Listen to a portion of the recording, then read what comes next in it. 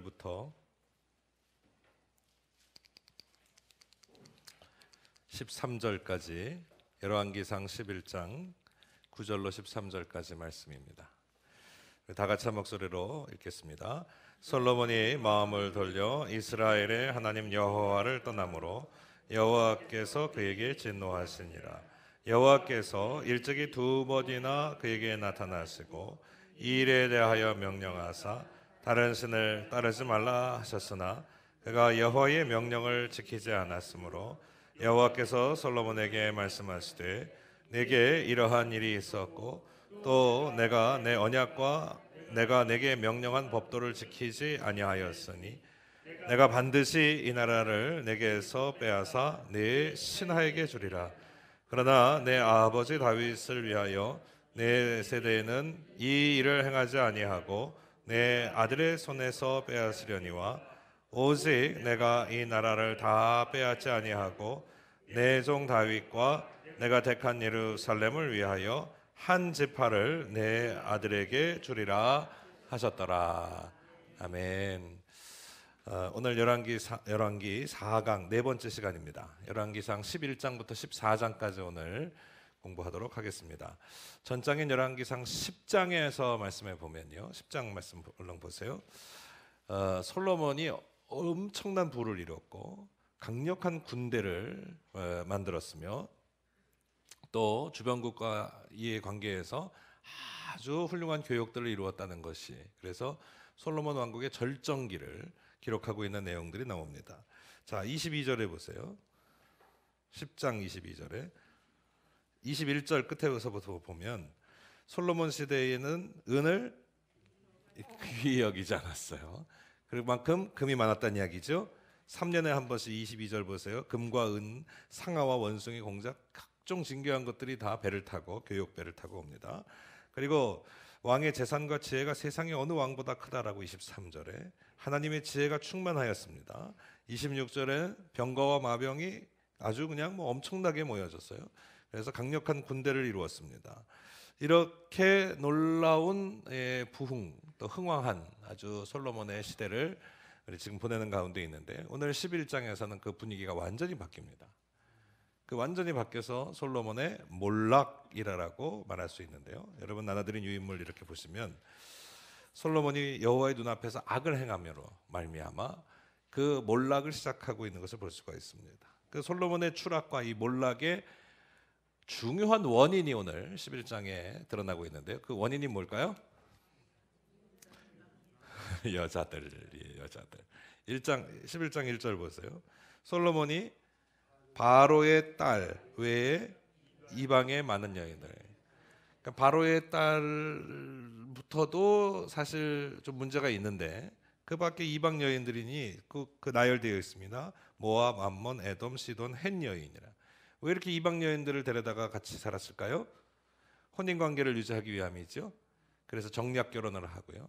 그래서 혈연으로 결탁이 되면 그 자식이 자식을 낳고, 그래가지고 그것이 다 그 지방에 아주 자기들의 교역과 또 외교와 또 국방과 여러 가지 면에서 유익하리라고 생각했기 때문에 사실은 하나님께서 이 통혼한 것을 금하였음에도 불구하고 눈앞에 보이는 이익 때문에 하나님의 뜻을 멀리하게 되는데, 그것을 하나님께서는 2절에 이렇게 아주 강력하게 경고하고 있죠. 읽어보겠습니다. 시작.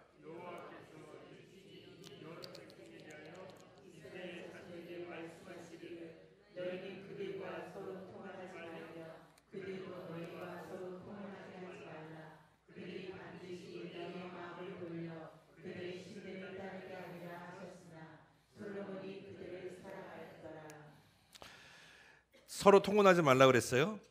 그러면 통혼하게 되면 어떻게 되냐면 그들이 반드시 너희의 마음을 돌려서 그들의 신을 따르게 할 것이다.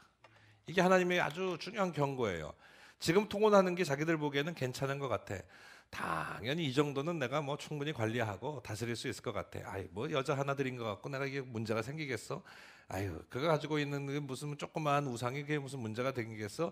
라고 그렇게 물꼬를 터주는 것 같아서 괜찮아 보이지만 하나님의 경고는 뭐예요? 그것들이 반드시 너의 마음을 돌려 너로 하여금 뭐하게 하냐면 그들의 신을 섬기도록 만들 것이다 라고 하나님 철저하게 경고해 두셨습니다. 이 경고는 여기서뿐만 아니라 이미 우리가 여러 차례 이런 경고도 하나님의 경고가 주어졌습니다. 나만 아는 일이에요? 솔로몬도 너무 잘 알고 있었어요. 나만 몰랐던 일인가요? 아니에요. 우리도 다 알면서도 하나님의 말씀을 무시할 때가 너무 많아요. 솔로몬이 이 말씀을 몰라서 안 지켰을까요? 아니, 우리도 아는데 솔로몬이 몰랐을라고. 우리도 벌써 이 성경 잘 읽지도 않는데도 벌써 이런 말씀이 수없이 하나님 반복해서 우리에게 주신다는 걸 알고 있는데 솔로몬이 설마 이걸 몰랐을라고. 알았지만 무시했던 거예요. 아는 것하고 순종하고 따르는 것하고는 전혀 다른 문제죠. 하나님의 말씀을 우리 안에 새기고 주의 말씀대로 순종하고 따르는 일이 그만큼 얼마나 중요한가 하는 것을 말씀하고 있습니다. 자, 한번 짚고 가봅시다. 솔로몬의 이제 왕위가 클라이막스 정점을 찍고서 이제 완전히 몰락해져 가는 그 장면을 지금 지키고 있는데요. 신명기 17장 15절의 말씀을 찾아보세요. 이미 하나님께서 이 신명기 아주 옛날 고리짝부터 하나님께서 모세를 통해서 이런 말씀을 남기셨다는 놀라운 사실을 우리가 한번 짚고 갈 필요가 있습니다. 신명기 17장 15절.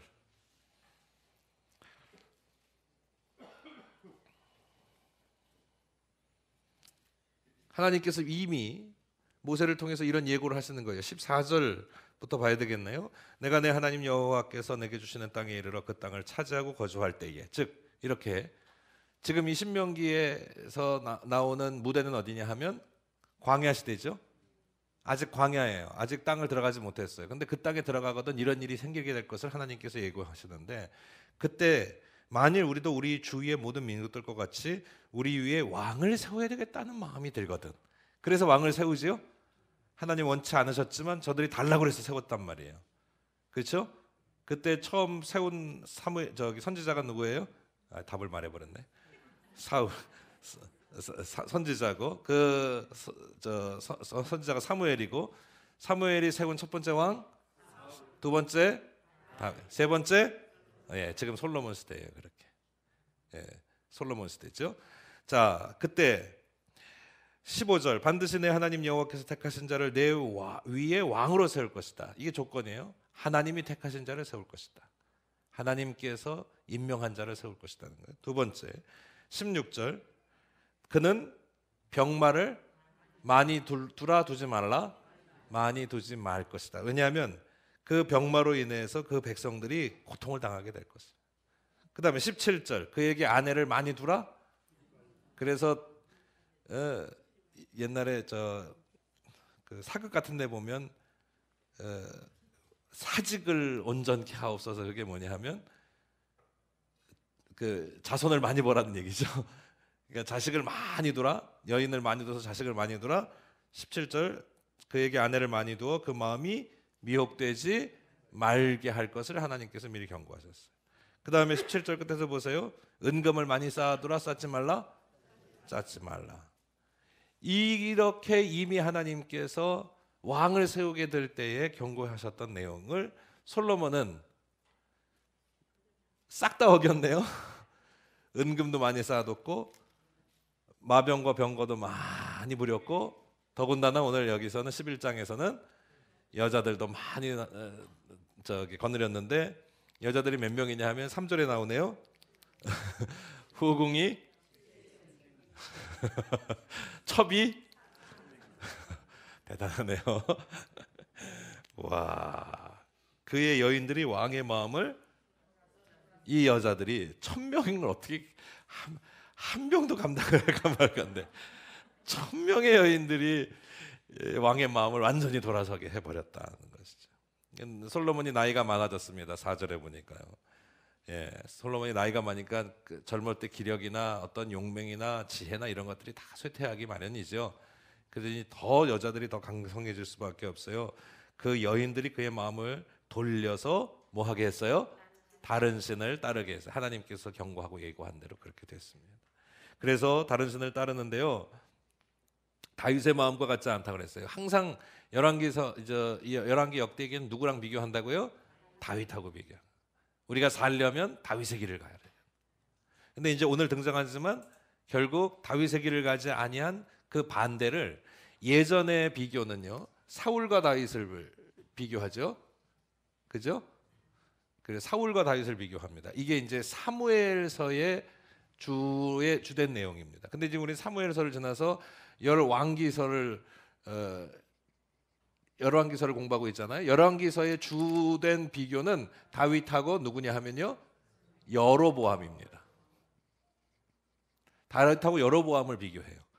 나중에 그 이유가 있어요. 왜 여로보암일까? 사울하고 다윗은 비교될 만하죠. 우리가 상식적으로 초대왕 둘째 왕이니까, 실패한 왕 성공한 왕이니까 이렇게 대비해가지고 성공의 길을 갈라라는 것이 우리가 대비할 만한 게 이해가 되는데 왜 다윗하고 여로보암일까요? 조금 이따 다루겠습니다. 혹시 제가 안 다루면 저한테 얘기해 주세요. 넘어가지 않게. 이건 알고 넘어가야 되는 얘기니까요. 공부할 게 많아서 그래요. 나는 마음은 바쁘고 갈 길은 멀고. 자, 그래서 어디 하다 말았지? 다윗의 마음과 같지 않고 하나님 여호와 앞에 온전하지 못하였다. 누가요? 솔로몬이. 그의 마음을 돌이켜 다른 신을 섬기기 시작했을 때. 다른 신들의 내용이 쭉 나옵니다. 아스타롯, 밀곰, 또 그모스, 몰록, 막 산당을 짓고 뭐 난리도 아니에요. 완전히 분별력을 잃어버립니다. 한번 분별력을 잃어버리면 완전히 몰락하게 되는 거예요. 그래서 완전히 몰락하는 내용이 바로 오늘 우리가 조금 전에 읽었던 9절의 말씀이에요. 9절 말씀 다시 한번 읽어봅시다. 시작. 솔로몬이 마음에 돌려 이스라엘 하나님 여호와를 떠남으로 여호와께서 그에게 진노하시니라. 여호와께서 이 집이 두 번이나 그에게 나타나시고 네, 거기까지 읽겠습니다. 이 일에 대하여 명령하사 다른 신을 따르지 말라 하였으나 그가 여호와의 명령을 지키지 않았어요. 하나님께서 얼마나 솔로몬을 사랑하셨어요. 그에게 직접 임하셔서 내가 너한테 뭘 해줄꼬? 뭘 해줄꼬? 네가 내 길을 따라서 아버지 다윗의 길을 가면 내가 너한테 이 세상 모든 걸 다 해줄게. 그걸 약속을 하셨음에도 불구하고 결국 그거를 떠나고 말았습니다.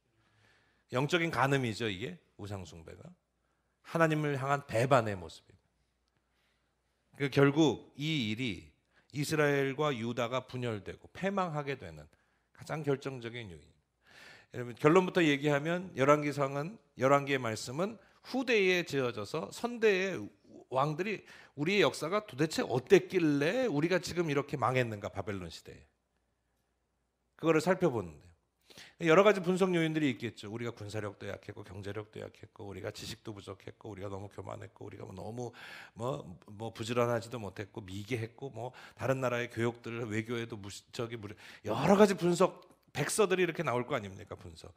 그런데 이 성경 하나님의 말씀은 열왕기를 통해서 뭘 얘기하시냐 하면 왜 우리가 이렇게 망했느냐 하니까 돌이켜 보니까 우리가 하나님을 떠났구나. 정치, 경제, 사회, 문화적인 모든 요소를 다 버려더라도 우리가 결국은 누구를 떠났냐? 하나님을 떠났구나. 그 하나님 하나님께서는 신명기적으로 우리에게 약속하셨어요. 내가 너희들이 내 규례와 계명과 율법을 지켜 행하면 반드시 너희들을 축복하리라고 하시는. 그러나 그것을 어기는 날에는 결국 멸망을 면치 못하게 될 것이다라고 하는 이 신명기적인 약속을 결국은 하나님께서 이루시는데 어떻게 이루세요?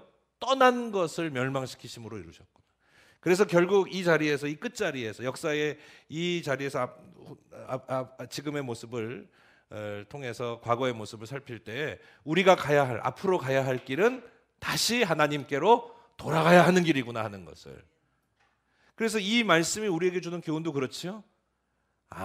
솔로몬의 영화가 뛰어나면 뭐합니까? 1000명의 부인을 거느리고 있으면 뭐합니까? 자기가 가지고 있는 이 모든 것이 다 헛되고 전도서의 말씀이 그대로 이루어지는 장면이죠. 어떨 때? 하나님의 말씀 여호와의 계명을 떠날 때, 하나님을 배신할 때, 하나님으로부터 멀어지게 될 때 결국 그의 인생과 그의 나라, 그의 창창한 미래는 몰락할 수밖에 없더라. 그 말씀을 오늘 우리에게 주고 계십니다. 그 내용들이 이제 구체적으로 나타납니다. 14절부터 말씀해 보면, 자, 14절부터 무슨 얘기가 나오냐면 여러분 가지고 있는 유인물 두 번째, 11장 두 번째 아마 그 얘기가 나오죠. 솔로몬은 대적하는 이들이 일어납니다. 에돔 사람 하닷이라고 하는 사람이 솔로몬을 대적해서요. 애굽에 가서 애굽에서 진쳐서 호시탐탐 솔로몬을 대적하기 시작하는 이야기가 나옵니다. 두 번째는 엘리야다의 아들 르손이라는 자가 일어나서 수리아의 왕, 저 북쪽에, 애굽은 남쪽이고요. 수리아는 시리아, 지금의 시리아 북쪽의 왕이죠. 북쪽의 왕이 되어 이스라엘을 대적하고 미워하기 시작하였다라고 하는 것이 25절에 나옵니다.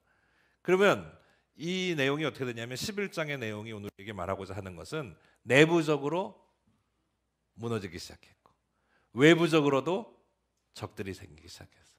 솔로몬의 제국이 왕국이 지금 멸망의 길로 더 망하는 길로 가고 있다라고 하는 걸 하나님께서 우리에게 알려주시는 균열이 생기기 시작하는 것을 얘기하시는데요. 그 균열의 가장 결정적인 정점을 찍는 인물이 한 명 나옵니다. 바로 조금 전에 언급했던 여로보암입니다. 26절 말씀 보세요.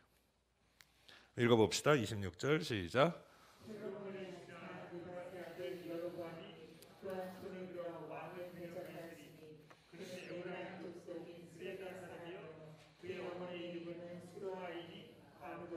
자, 여로보암은 에브라임 지파 사람입니다. 에브라임 지파 사람이 얼마나 용맹하다라는 건 우리가 익히 알고 있죠. 저 산지를 내게 주소서 그리고 산지에 가가지고 가나안 백성들을 물리쳤던 아주 용맹한 힘센 지파의 사람입니다. 그러니까 자기 지금 출신 배경도 굉장히 든든한 사람입니다. 두 번째, 아버지는 느밧이에요. 느밧의 아들 솔로몬의 최측근 중에 있습니다. 그리고 본인 자신도 굉장히 똑똑하고요. 게다가 똑똑한데 게으른 것이 아니고 똑똑한데 부지런하기까지 해요. 그래서 솔로몬 왕의 신임을 크게 받았습니다. 그래서 솔로몬 왕 때에 제일 많이 했던 것이 지금 국책 사업들이잖아요. 건설 사업, 건축 사업, 곳곳에 건축이 일어났잖아요. 제일 유명한 건축이 솔로몬의 성전, 또 왕궁, 그밖에 왕비들의 그러니까 온데 지금 건축이 일어나고 있을 때이니까 거기에 공사 관리 감독 기술 이런 것들을 총망라할 아주 출중한 인물들이 필요했던 거죠. 그 중에 굉장히 출중했던 인물이 바로 여로보암이었다는 사실입니다. 그 여로보암이 그런 신임을 받아서요. 요셉 지파에서 건축 사업이 일으키는데 네가 가가지고 좀 지켜봐야 되겠다. 그를 보내는 가운데 있습니다. 그 가운데에 있을 때에 28절 보세요. 읽어봅시다. 시작.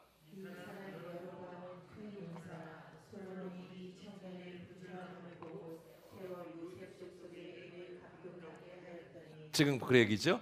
큰 용사이기도 해요. 그러니까 갖출 거를 다 갖춘 사람이다. 신분도 배경도 출신도 지혜도 용맹함도 자신의 똑똑함도 부지런함까지 다 갖췄으니 아주 신망 있는 인물로 미래가 창창히 열려지는 아주 귀한 사람입니다. 그래서 왕의 명령을 받아서 나가는 길에 누구를 만났냐 하면요. 선지자 누구를 만납니까? 아히야 선지자를 만납니다. 이 중요한 사람입니다. 아히야. 때는 어때요? 솔로몬이 내적으로 붕괴되어 있고 외부적으로 지금 여러 가지 그 어려움들이 오고 있는데 정작 솔로몬은 그 사실을 알까요? 모를까요? 잘 모르고 있어요. 원래 사람이 높은 데 올라가서 교만하면 자기가 닥치고 있는 내부적인 어려움이나 외부적인 균열을 잘 모르기 마련입니다. 잘 모르고 있어요.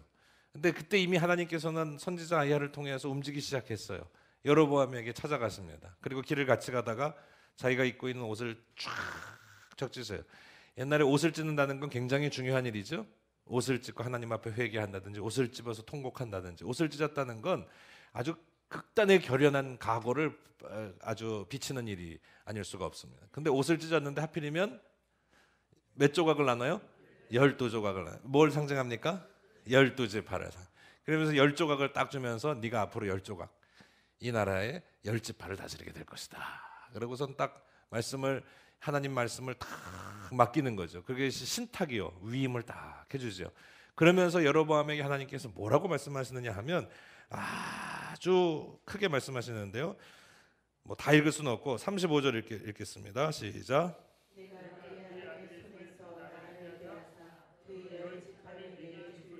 열 지파를 준다 하셨죠? 예. 그리고 38절 시작.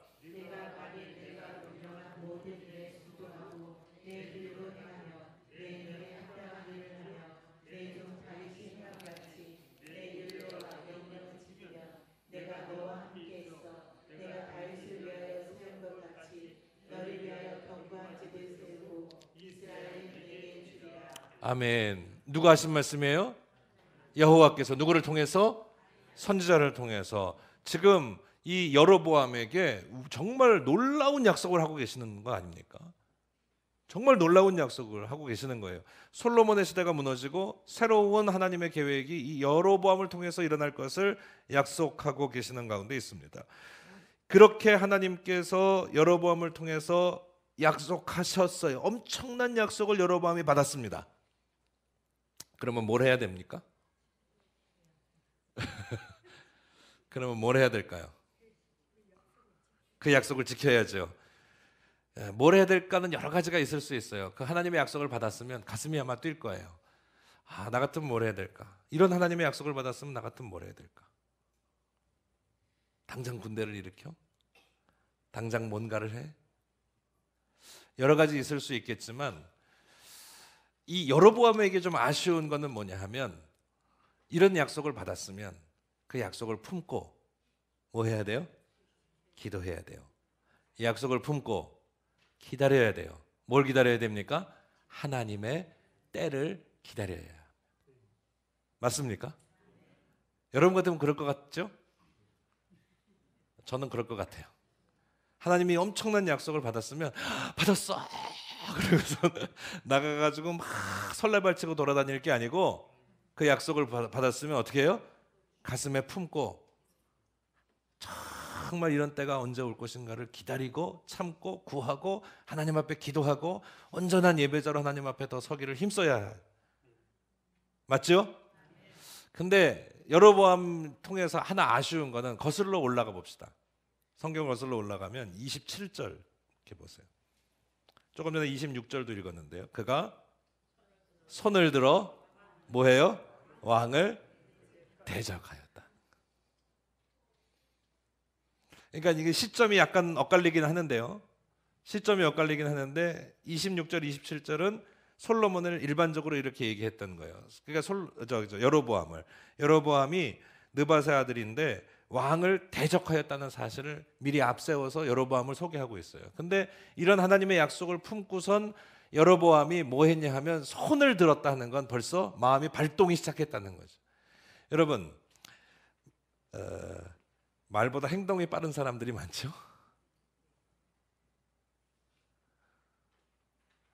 그냥 막 행동이 막 빨라서 막 먼저 막 달려나가는 사람들이 있어요. 말도 빠른 사람들도 문제고. 오늘 우리 그리스도인들이 하나님의 약속을 품었으면 그것을 잘 우리 안에서 품고 언제를 기다려야 돼요? 하나님의 때를, 하나님의 시간을, 하나님의 하실 일들을 바라보고 기다릴 줄 알아. 그리고 하나님 앞에 구하고 엎드려 더 겸손히 하나님 앞에 엎드려야 되는데 여로보암은 손을 들고 일어나서 벌써 내 때가 왔다 그러고 솔로몬을 대적하니 그 여로보암은 결국 성공할까요? 실패할까요? 실패합니다. 자, 그 내용이 그 다음 나오네요. 40절. 아니 벌써 이렇게 나타나니까 그런 예고를 받자마자 어떤 일이 일어나냐 하면 40절에 보니까 솔로몬이 여로보암을 죽이려 하니까 어떻게 방법이 있나? 어디로 도망가요? 애굽으로 내려가서 시상 옆에 곁에서 망명생활을 할 수밖에 없습니다. 그러니까 참고 기다렸어야지. 그래서 대비되는 인물이 이 시점에서 누구냐 하면 여로보암이 느닷없이 하나님의 선지자로부터 하나님의 약속을 받아서 왕이 될 것을 약속받죠. 누구도 그랬나요? 누구도 그랬나요? 다윗도 그랬죠. 나 왕 될 거야 라고 한 번도 생각했습니까? 어느 날 갑자기 사무엘이 찾아와서 형들 다 제끼고 자기한테 기름 부어 너 왕이 될 거야 라고 했잖아요. 그 다음에 다윗은 어떻게 했습니까? 사울 왕을 대적했습니까? 사울 왕을 대적해서 막 손을 들어 내가 사울의 저 못된 것을 처벌해야지 하지 않고 사울 왕 옆에서 끝까지 수종을 들죠. 충성하죠. 헌신하죠. 견디죠. 온갖 고초를 다 겪으면서도 그 옆에서 노래를 불러가면서 온갖 모함을 다 당하면서도 견디고 참는 세월이 다윗을 왕되게 만들었다라는 것이죠. 그죠? 다윗을. 나중에는 다윗이 사울을 죽일 수 있는 기회를 2번이나 얻었지만 여호와께서 세운 사람을 내가 손으로 댈 수 없다. 끝까지 다윗은 하나님이 좋아하실 만한 길을 갔고요. 여로보암도 비슷하게 하나님께서 세워서 참 좋은 인물을 세워서 다음 솔로몬을 좀 있게 하려고 하셨던 계획이 있으셨을 그런 기회를 결국 여로보암은 놓치고 말았죠. 그래서 다윗의 길과 여로보암의 길이 여기서부터 대비되는 것을 볼 수가 있는데요. 그래서 여로보암은 애굽으로 도피하고 망명하는 것을 오늘 성경은 기록하고 있습니다. 12장으로 가봅시다. 한편 오늘 또 다른 유명한 인물이 나오는데요. 르호보암입니다. 여기다 같이 쓸게요. 여로보암도요. 르호보암과 여로보암. 르호보암은 누구의 아들이에요? 솔로몬의 아들입니다. 왕이 될 자격이 있어요. 왜? 아들이니까. 여로보암은 하나님께서 약속하신 사람이에요. 자, 르호보암은 그래서 나중에 어느 쪽 왕이 되냐면 남쪽에 유다의 왕이 됩니다. 르호보암은 북쪽에 이스라엘의 왕이 되고요. 그래서 남북이 갈라지는 분열되는 게 여로보암과 르호보암입니다. 남쪽에는 유다와 함께 어느 지파가 함께 하냐면 베냐민. 그래서 단 두 지파가 함께 하고요. 북쪽에서는 하나님께서 약속하신 말씀대로 어느 지파가 몇 지파가 함께 하냐면 10지파가 함께해서 나누어지게 됩니다. 그래서 북쪽, 남쪽이 이렇게 지금 이게 뭐 앞뒤가 거꾸로 되어 있습니다만 이렇게 나누어지는 가운데 지금 등장하는 사람이 바로 솔로몬의 아들인 르호보암입니다. 르호보암이 솔로몬이 40년 동안 통치하고 죽자 자연히 왕이 되었습니다. 왕이 되었다는 얘기를 듣고 여로보암이 어디에 있었어요? 애굽에 있다가 이스라엘 백성들을 다 모집해가지고 르호보암을 면담하러 갑니다. 솔로몬이 아무리 잘했어도 후대에 멸망길을 갔고요. 결국 하나님의 말씀대로 떠났기 때문에 백성들도 마음이 많이 떠났던 것 같아요. 그래서 이스라엘 사람들과 함께, 즉 이 10지파와 함께 여로보암이 르호보암을 찾아갑니다. 잘 따라오고 계시죠? 여러분, 르호보암을 찾아가서 그동안에 우리가 고역과 노역이 너무 심했으니 그 고역과 노역을 좀 너무 건축도 많이 하고 너무 힘이 드니 조금 줄여주면 우리가 당신 앞에 충성하겠습니다 라고 제안을 합니다. 사흘 동안 기다려봐라. 그리고 신하들하고 의논을 하는데요. 솔로몬과 함께 했었던 노 대신들은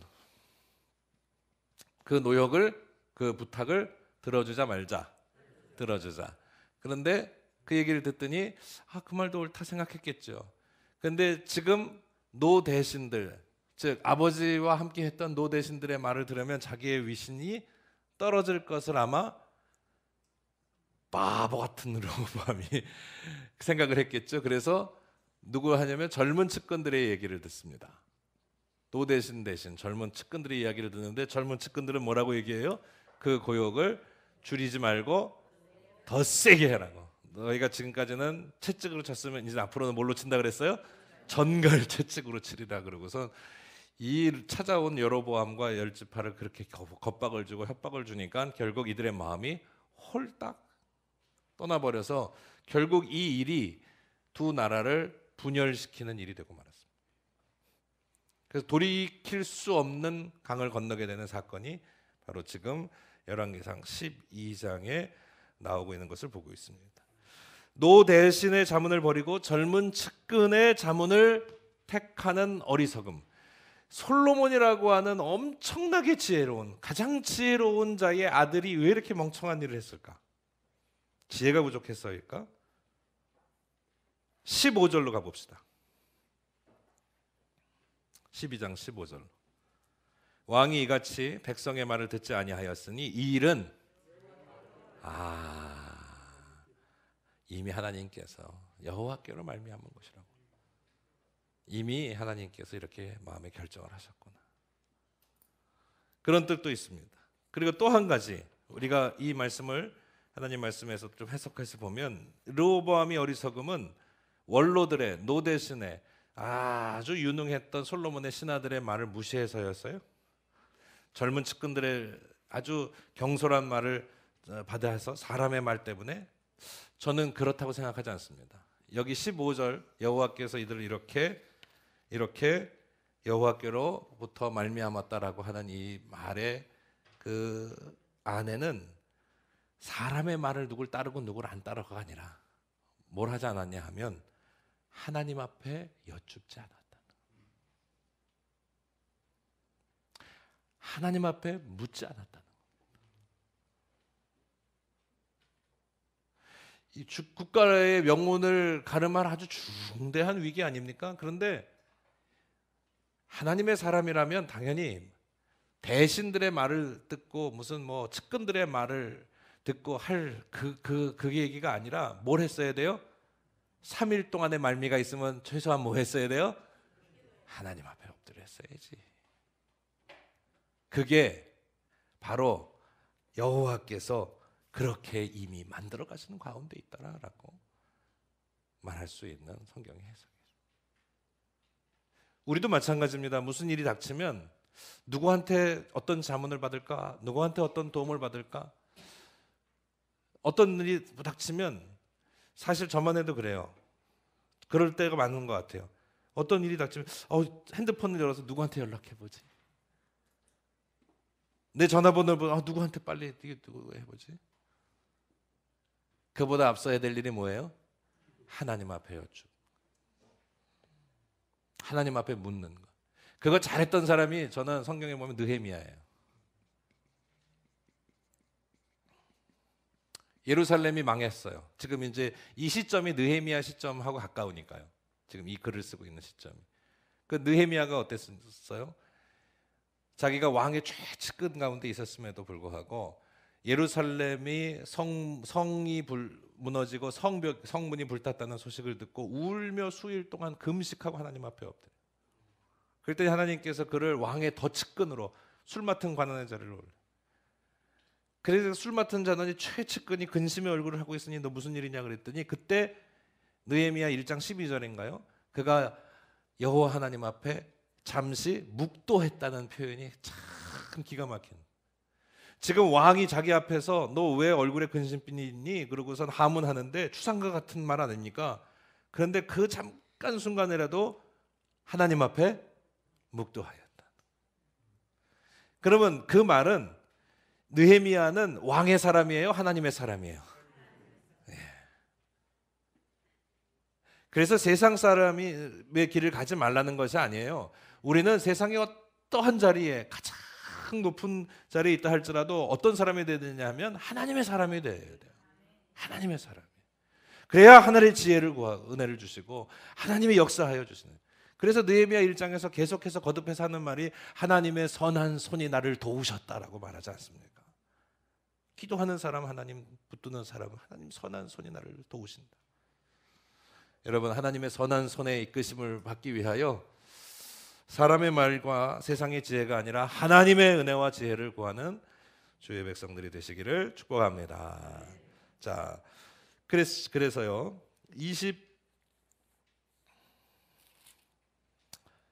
25절로 가봅시다. 이제 조금 전에 지금 르호보암 얘기를 했죠. 대비해서 이제 여로보암의 얘기가 나옵니다. 여로보암이 이렇게 해서 왕 앞에 물러나서 자기가 나라를 세우죠. 그것이 바로 북쪽의 이스라엘 10지파와 함께 북쪽의 이스라엘을 세웠습니다. 이스라엘 세워가지고는 여로보암이 이 또한 참 머저리 같은 인간이에요.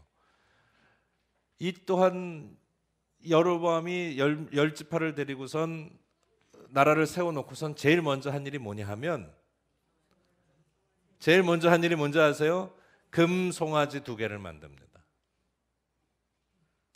금송아지 2개를 만들어요. 세상에 이 사람이 어쩜 이렇게 어리석을 수가 있을까? 어쩜 이렇게 미련할 수가 있을까? 어쩜 이럴 수가 있을까? 할 정도로 어리석어질 때가 참 많아요.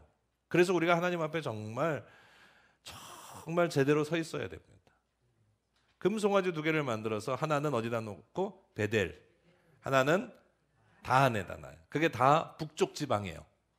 북쪽 지방에 베델과 단 거기다가 놓고 왜 금송아지 하나씩을 딱 놓고 이 송아지가 뭐라고 하냐 하면 너희를 애굽에서부터 건져낸 신이다라고 말을 합니다. 마치 어떤 사건을 생각하게 합니까? 에? 아론이 에? 아론이 그 금송아지를 만들어 놓고 경배했던 사건을 떠올리게 하는데요. 그럼 왜 이렇게 어이도 없고 참 느닷없는 이 일들을 행하느냐 생각을 해보면, 여로보암이 어떤 생각을 했냐면, 지금 나라가 있다면 절단이 나가지고 예루살렘이 여기 있다고 칩시다. 그럼 자기는 지금 북쪽에 있고요, 예루살렘은 남쪽에 있어요. 성전은 어디에 있어요? 예루살렘에 있어요. 그러면 북쪽 사람들이, 자기가 지금 열 지파를 데리고 북쪽 사람들이 하나님 앞에 제사 지내려면 어딜 가야 돼? 이거 못 가게 하려고 여기 갔다가는 여기에 마음이 뺏겨가지고 우리를 배신할까봐 이거 못 가게 하려고 베델하고 단하고 여기다가 산당을 세워서 저 금송아지 2개를 놓고 하나님, 이게 하나님이다 그러고선 세워서 거기에 제사하게 되는데, 거기 제사할 때에 제사장도 필요하니까 누굴 세워야 되겠어요? 레위 지파가 따르지 않았겠지. 그걸 따랐으면 레위 지파가 아니지. 그러니까 레위 지파가 아닌 보통 사람이라고 하는데, 나중에 보면 자원하는 사람이라고 그래요. 자원하는 사람을 세워서 제사장을 삼고 이 베델과 단에서 우상 숭배를 시작하는 그 어리석은 장면이 여로보암에게 나타납니다.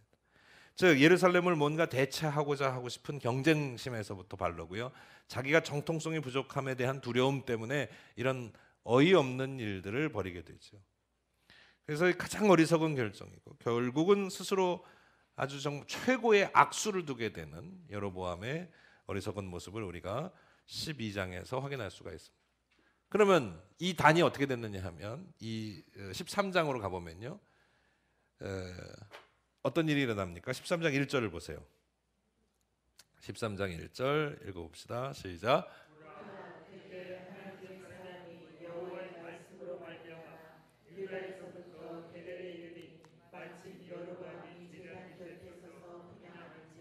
자, 이때 어떤 일이 일어나냐 하면, 하나님의 선지자 사람이, 뭐 지도도 아니고 하여튼 좀 조그매서 좀 그런데 보이십니까? 하나님의 선지자 사람이 남쪽에서부터 어디로 올라가요? 북쪽인 베델로 올라갔어요. 베델로 올라갔더니 베델에서 여로보암이 지금 막 분향하고 제사를 지내고 난리 구슬하고 있어요. 근데 왜 이 사람이 여기를 올라갔느냐? 하나님께서 시켜서 올라가는 거예요. 2절에 보세요.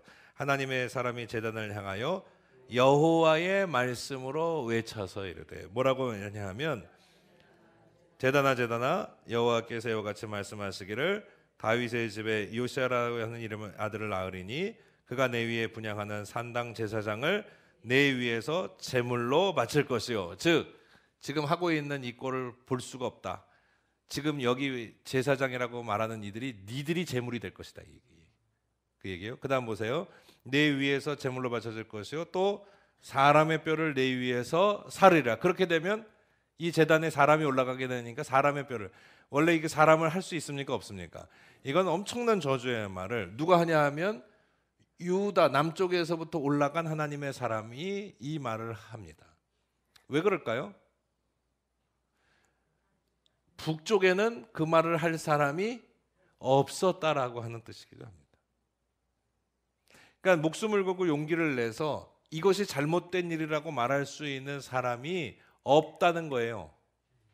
그래서 하나님께서 남쪽의 선지자, 하나님의 선지자를 한 사람을 택해서 그 일들을 하기 위해서 이 경계를 넘어 이 위에 제단까지 찾아가게 하고, 거기서 여로보암이 분향을 하다가 아니 이게 무슨 말이야 라고 그냥 야단을 치고 손을 뻗는 순간 손이 마르죠.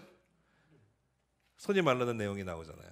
그러면 손이 마르니까 그제서야 뭐라고 얘기하냐 하면 6절에 보세요.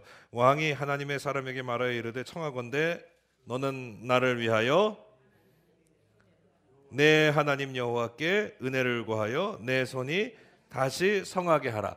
누구한테 구하여? 근데 누구 하나님? 이 성경에 나오잖아요. 너는 나를 위하여 누구한테? 네 하나님한테. 이 사람에게는 이미 여로보암에게는 하나님이 계세요 안 계세요? 이미 하나님이 떠난 거예요. 내가 지금 손이 말랐으니 누구한테 도와달라고? 네 하나님한테. 이게 우리가 제일 경계해야 될 점 가운데 하나입니다. 우리 하나님이 너의 하나님, 니네 하나님이 돼버리면 큰일 나는 일입니다. 그게 망하는 길이죠. 특히 죽는 길입니다. 우리 하나님이 항상 누구의 하나님이 돼야 돼요? 나의 하나님, 나의 하나님이 돼요. 하나님이 내 앞에, 내 앞에, 우리의 목전에, 우리 가운데 하나님의 임재를 늘 경험하고 살지 못하면 하나님이 손님이라니까. 너의 하나님이 되기 십상입니다. 내 일이 아니야. 하나님의 말씀이 엄중하게 들려지지 않아요. 하나님의 뜻을 분별할 수가 없어요. 사랑하는 여러분, 우리 하나님이 여러분 나의 하나님 되심을 늘 고백하시기를 바랍니다. 내가 하나님 앞에 온전히 서 있기를 늘 구하시기를 바랍니다. 이미 하나님이 떠난 모습을 보여주고 있어요. 결국 손이 고쳐지긴 하지만, 전과 같이 되긴 하지만 여로보암은 이미 그의 영혼과 혼이 이미 다 죽은 거나 마찬가지예요. 이미 하나님을 떠났어요. 근데 조금 전에 말했던 이 하나님의 사자는 이때 이 북쪽으로 가면서 하나님께서 어떤 걸 명하셨냐 하면, 너는 여기 가거든 먹지도 마시지도 자지도 뭐 머물지도 말고 갔다가 내 말만 딱 전하고 다시 냉큼 돌아오라 라고 하는 명령을 하셨고, 이 사람도 그러겠다 했어요, 안 하겠다 했어요? 그러겠다라고 찰떡같이 약속을 내렸어요. 그리고서 이제 마침 돌아오는 길이에요. 돌아오는 길인데 하나의 에피소드가 나옵니다. 11절 이후에 보면 베델의 한 늙은 선지자가 살았어요. 베델이라고 하는 것은 지금 이 남쪽에 선지자가 올라갔던 곳이죠. 베델의 선지자는 하나님의 선지자입니까? 아니면 지금 이 금송아지 선지자입니까? 예. 그걸 잘 우리가 구별해야 돼요. 그 금송아지 선지자가 그 얘기를 들은 거야. 왕이 지금 손이 말랐다가 낫고 지금 여기 남쪽의 유다에서부터 선지자가 하나가 와서 그냥 우리 제단을 그냥 확 딱 뒤집고 갔다라는 얘기를 듣고선 그 사람을 쫓아갑니다. 그러면 쫓아가가지고는 우리 집에 와가지고 좀 머물다 가죠. 우상 숭배하는 사람들의 특징이죠, 그게. 아세요? 우상 숭배. 그 능력 좀 어떻게 좀 받아보려고, 남의 능력 좀 어떻게 어떻게 해보려고, 그것 좀 어떻게 빌려서 나도 좀 어떻게 한번 해보려고 하는, 그게 아주 특징이에요. 그러니까 내가 내 하나님 앞에 엎드려서 하나님으로부터 은혜를 받을 생각은 안 하고 그 능력을 어떻게 좀 이용 좀 해보려고 하는 아주 얄팍한 생각이죠. 그래서 거짓말을 합니다. 이 남쪽 선지자는 갈 수 있다 해요, 없다 해요? 맨 처음에 지금 우리 집에 오라고 그러는데 갈 수 있다 해요, 없다 그래요? 갈 수 없다 해요. 하나님이 가지 말라고 그랬으니까. 그런데 이 사람이 속이죠. 나도 선지자요. 이 사람 속여요. 그리고 또 뭐라고 속입니까?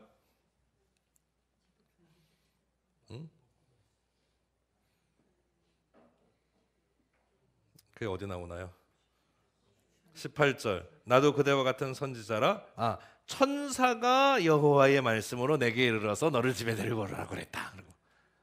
이 거짓말이에요. 홀딱 거짓말. 언제 그랬어요? 천사가 그랬어요. 지가 급해가지고 빨리 데리고 가려고 그랬지. 그래가지고는 결국 그 말에 속아가지고 하나님이 절대로 너 가서 먹지도 말고 마시지도 말고 머물지도 말고 즉시 떠나라고 하는 그 엄명을 어기게 됩니다. 그리고 결국 그 사람이 돌아오는 길에 어떻게 돼요? 사자에 찢겨 죽고 말아요. 어떻게 보면 이 하나님의 사람이라고 남쪽에 이름도 없어요. 이름도 몰라요. 누군지 밝혀지지도 않았는데 아주 중요한 하나님의 임무를 마치고 돌아오는 길에 사실은 좀 억울한 죽음을 당한 것 같아요. 자기는 안 그러려고 그랬는데 어쩔 수 없이 속아가지고, 남이 속여가지고 거기 넘어가서 하나님의 계명을 어기게 되는 좀 안타까운 장면이 드러나기도 합니다.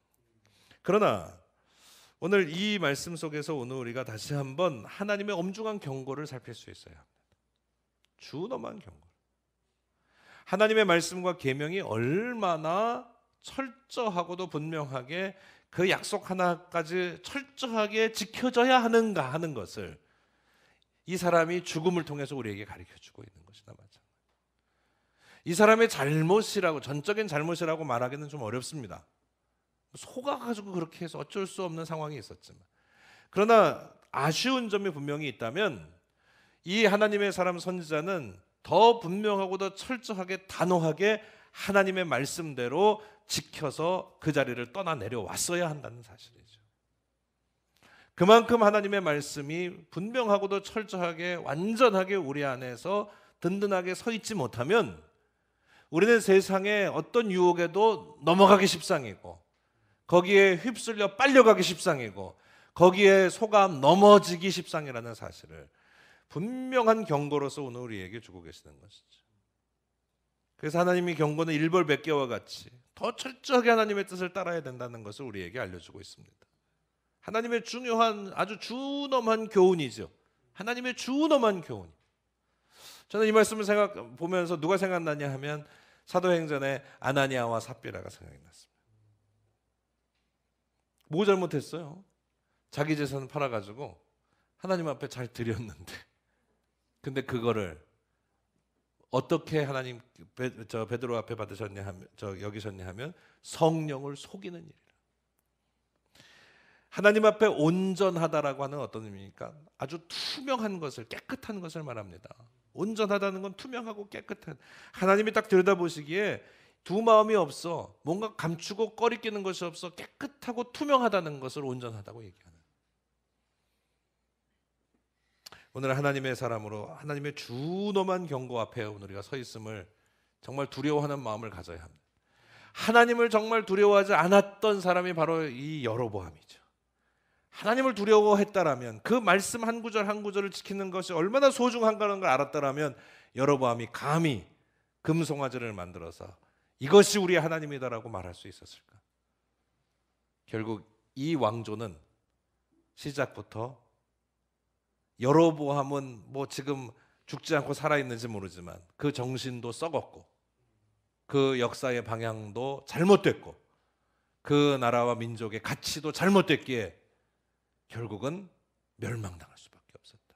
그것이 역사 이후 후대의 평가였다는 사실. 그것이 이 평가가 정말 정당한 평가이기도 하죠. 여로보암은 여러 차례 기회를 놓치고 말았습니다. 그죠? 자기에게 돌아올 이것도 여로보암에게 주신 하나님의 준엄한 경고요, 기회인데 그걸 놓쳤어요. 첫 번째 기회는 자기가 정말 위대한 왕이 될 수 있도록 하나님께서 기회를 주셨는데 그걸 놓쳤어요.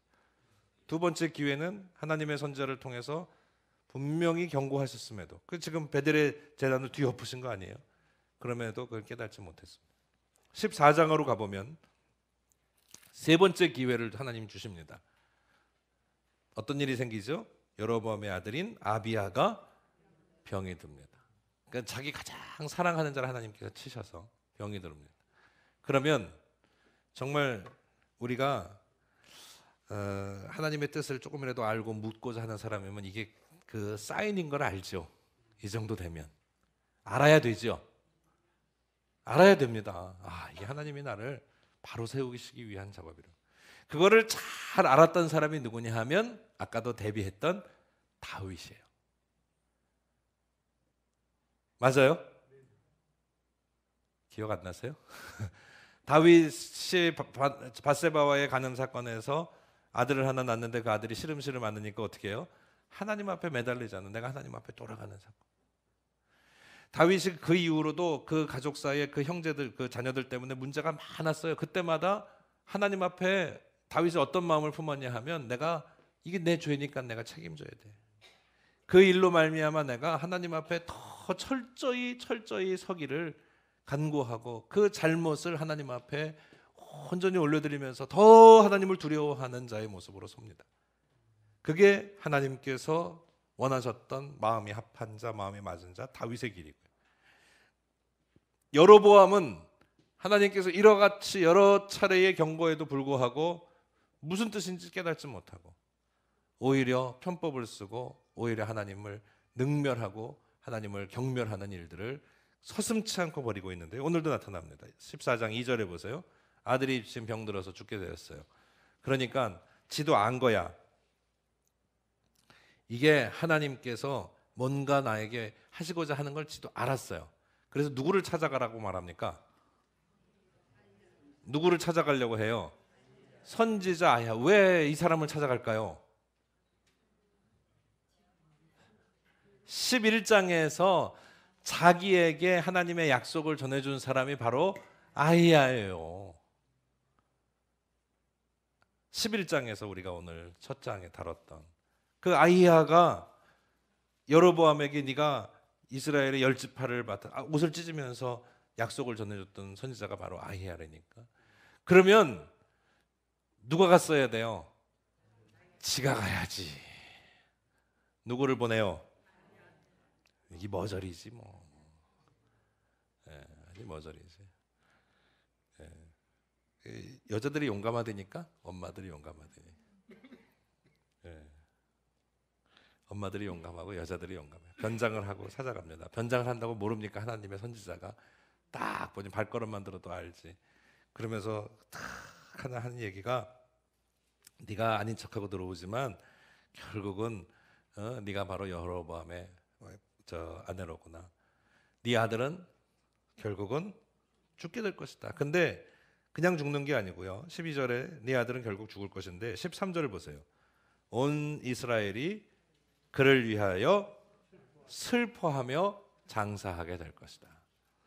여로보암에게 속한 자는 오직 이 아이만 묘실에 들어가게 될 것이다. 이는 여로보암 집 가운데 그가 이스라엘 하나님 여호와를 향하여 선한 뜻을 품었음이니라. 이 한 구절에 여러 가지 뜻이 내포되어 있어요. 첫째는 죽는 게 낫다는 거예요. 그렇게 사느니. 이 아이의 죽음이 차라리 하나님도 떠나고 모르고 악을 행하면서 우상 숭배하면서 사는 네 남편 이 아이의 아비보다도 이게 낫다는 거예요.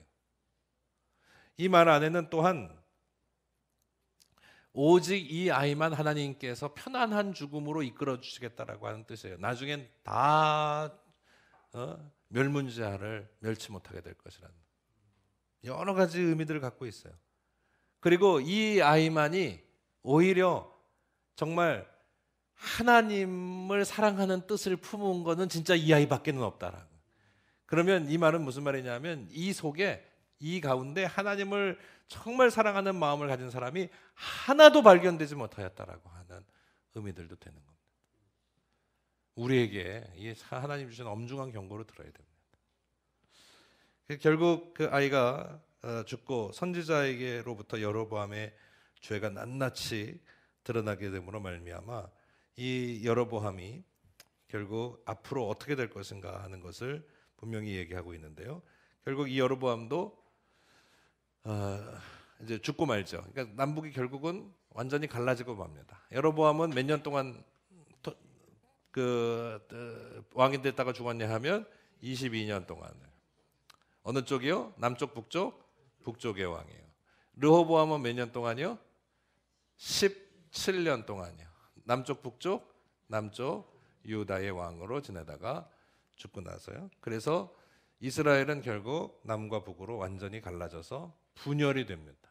그래서 사사 시대가 있었고요. 사사들이 다니시던 그 다음에 왕정 시대가 오는데 첫째 왕 사울, 둘째 왕 다윗 때의 통일이 그래서 다윗과 솔로몬 때를 통일왕국이라고 말합니다.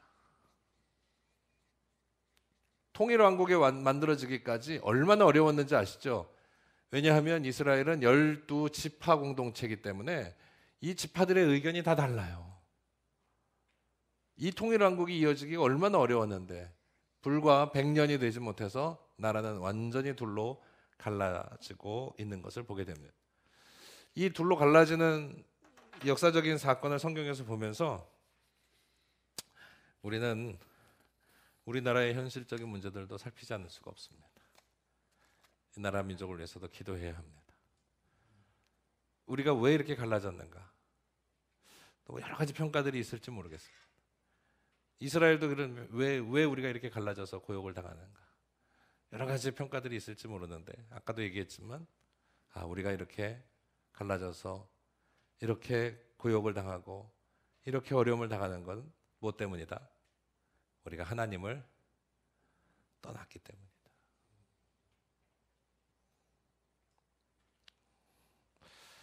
그러면 오늘 우리가 지금 이 시점에서 어떻게 해야 되느냐? 하나님의 온전한 백성이 되기를 나로부터 힘써야 된다. 우리로부터 힘써야 된다. 그래야 우리가 살고 우리 후손이 살고 우리 나라가 살고 우리 민족이 살고 갈라졌던 이 땅이 다시 하나가 되는 하나님의 은총과 축복을 누리게 될 것입니다.